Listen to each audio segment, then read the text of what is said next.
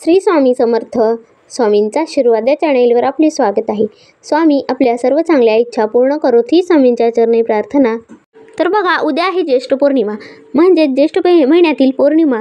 आणि त्याचबरोबर बघा, या ज्येष्ठ महिन्यातील येणाऱ्या पौर्णिमेला वटपौर्णिमा असे सुद्धा म्हणतात. तर बघा, कित्येक महिला आपल्या घरात दर पौर्णिमेला ही सत्यनारायण पूजा करतात. त्याचबरोबर पौर्णिमेचा उपवास सुद्धा धरतात. तर बघा, आजच्या व्हिडिओमध्ये आपण दर पौर्णिमेला येणाऱ्या सत्यनारायणची पूजा कधी करावी आणि त्याचबरोबर बघा, उद्या वटपौर्णिमा असल्या कारणाने आपल्याला पौर्णिमेचा उपवास कधी सोडायचा आहे हे आपण आजच्या व्हिडिओमध्ये जाणून घेणार आहोत. तर व्हिडिओ नक्की शेवटपर्यंत पहा. तर बघा, वेगवेगळ्या ठिकाणी वेगवेगळ्या प्रकारे ही वटपौर्णिमा साजरी केली जाते. तर बघा, प्रत्येक ठिकाणी आणि प्रत्येक भागामध्ये वटपौर्णिमेचा उपवास सोडण्याची पद्धतसुद्धा वेगळी आहे. तर बघा, जर तुमच्याकडे वटपौर्णिमेचा उपवास जर तुमच्याकडे सोडण्याची पद्धत ही जर चंद्र बघून असेल किंवा दुसऱ्या दिवशी जर ही पद्धत असेल तर नक्कीच आपण प्रदोष काळात आपल्याला सत्यनारायण पूजा करायची आहे.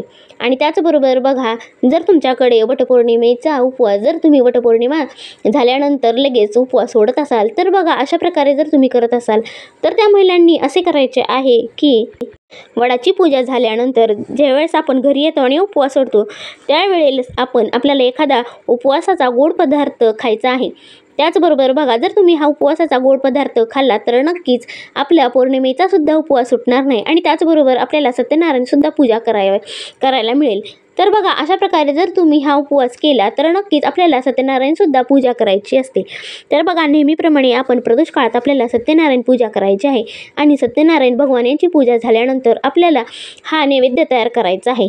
तर बघा, आपण दर सत्यनारायण पौर्णिमेला आपण शिऱ्याचा नैवेद्य करत असतो. तर बघा, अशा प्रकारे जर तुम्ही हा सत्यनारायण घरी पूजा करत असाल तर आपण प्रदोष काळात सत्यनारायण भगवान यांची पूजा करायची आहे आणि त्यानंतर गोडाचा नैवेद्य त्यांना दाखवून नंतरच आपण हा उपवास सोडायचा आहे. त्याचबरोबर बघा, दर महिन्याला काही महिला पौर्णिमेचा सुद्धा उपवास करत असतात. तर बघा, त्या महिलांनी सुद्धा आपल्याला पौर्णिमेचा चंद्र पाहूनच हा उपवास सोडायचा असतो. त्याचबरोबर बघा, काही ठिकाणी अशी सुद्धा पद्धत आहे की वटपौर्णिमेचा हा उपवास चंद्र पाहिल्यानंतरच सोडला जातो. तर बघा, या वटपौर्णिमेच्या दिवशी आपल्याला चंद्र पाहून सुद्धा हा वटपौर्णिमेचा उपवास आपण सोडवू शकता.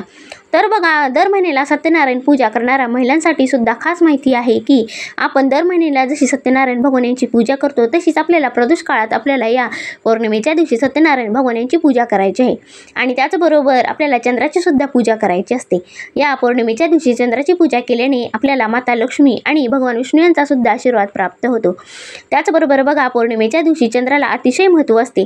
म्हणूनच बघा, जर तुम्ही चंद्राची पूजा करून आणि चंद्राचे दर्शन करून जर तुम्ही हा पौर्णिमेचा उपवास सोडला तर नक्कीच तुमच्या जीवनामध्ये चांगले बदल घडून येतात आणि आपल्याला कृपाशीर्वाद मिळतो. तर बघा, अशा प्रकारे या पौर्णिमेच्या दिवशी जर तुम्ही चंद्राची पूजा केल्यानंतर उपवास सोडला तर नक्कीच याचा फायदा आहे. कारण बघा, या पौर्णिमेच्या दिवशी आपल्याला चंद्राची पूजा करायची असते. चंद्राची पूजा केल्याने यश कीर्ती प्राप्त होते. त्याचबरोबर बघा, ज्या माणसांना सतत चिडचिड होते किंवा मानसिक त्रास असतात किंवा ती व्यक्ती सतत चिडचिड करत असते तर बघा, अशा व्यक्तींनी सुद्धा जे पौर्णिमेचा उपवास करणे अत्यंत शुभ मानले जाते. आणि त्याचबरोबर या पौर्णिमेच्या दिवशी चंद्राची पूजा केल्यानंतर आपल्याला उपवास सोडायचा असतो. त्याचबरोबर बघा, या पौर्णिमेच्या दिवशी जर आपण चंद्राला जर अर्घ्य दिले तर नक्कीच आपल्या ज्या काही समस्या असतील त्यासुद्धा सुटू लागतात. तर बघा, चंद्राला अर्घ्य देताना आपल्याला पाणी घ्यायचे आहे आणि त्यामध्ये आपल्याला कच्चे दूध टाकायचे आहे. तर बघा, अशा प्रकारे जर तुम्ही चंद्राची पूजा केली तर नक्कीच आपल्यावर माता लक्ष्मी आणि भगवान विष्णू यांचा कृपाशीर्वाद राहतो. त्याचबरोबर चंद्र देवतेचा सुद्धा आपल्याला आशीर्वाद राहतो. तर बघा, जर चंद्र आपल्या कुंडलीमध्ये जर तुमचा चंद्रग्रह हा कमकुवत असेल तर त्या व्यक्तीला कुठल्याही प्रकारचा उत्साह नसतो आणि त्यांच्या कामामध्ये सतत अडथळे येत असतात आणि त्यांची मानसिक स्थिती ही चांगली नसते. तर बघा, जर तुमची मानसिक स्थिती जर चांगली नसेल तर तुम्हाला कुठल्याही कामामध्ये यश प्राप्ती होत नाही आणि आपल्या कुठल्याही कामामध्ये आपले मन लागत नाही.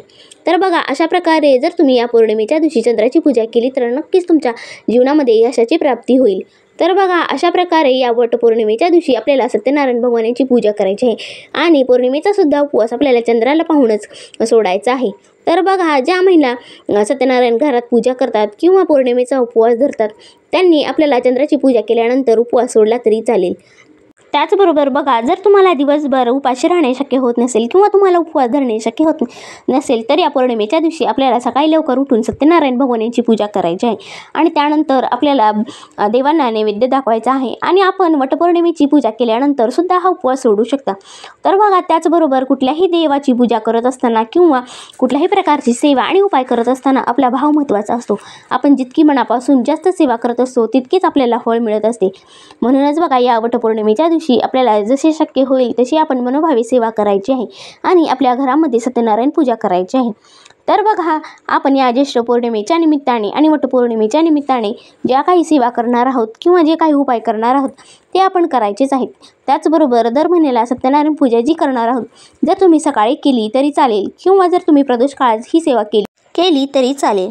तर बघा, आजच्या व्हिडिओमधील माहिती तुम्हाला कशी वाटली हे नक्की कमेंट करून सांगा व आपल्या स्वामींचा आशीर्वाद या चॅनेलला सबस्क्राईब करा।